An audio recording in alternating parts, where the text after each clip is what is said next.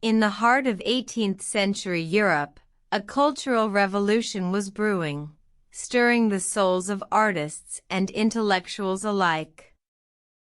This revolution was none other than the Neoclassicism art movement, a shift that would forever change the landscape of art.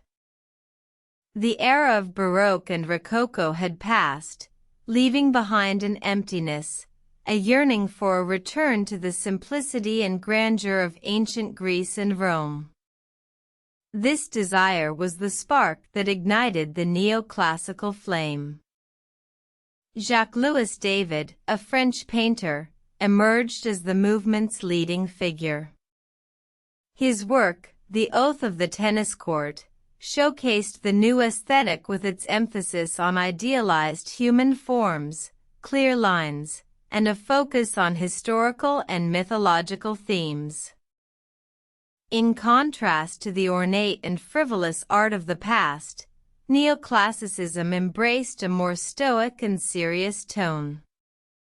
Artists sought to emulate the perfection and harmony of ancient Greek sculptures, capturing the essence of their subjects with a newfound precision and realism.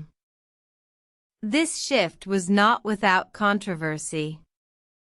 Traditionalists criticized the movement, accusing the neoclassical artists of being too focused on the past and neglecting the present.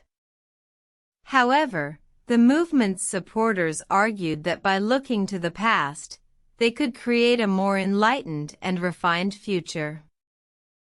Despite the criticism, the Neoclassicism art movement continued to gain momentum.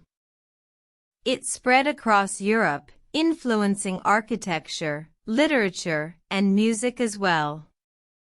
Artists such as Antonio Canova, Elisabeth V.G. Lebrun, and Johann Heinrich Fuseli all contributed to the movement, further cementing its place in history.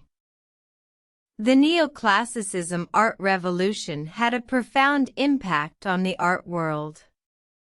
It marked a return to simplicity, a rejection of the excesses of the past, and a renewed appreciation for the beauty and harmony of ancient art. Today, the works of the neoclassical period continue to inspire and captivate audiences, serving as a testament to the enduring power of art to reflect and shape the cultural climate of its time.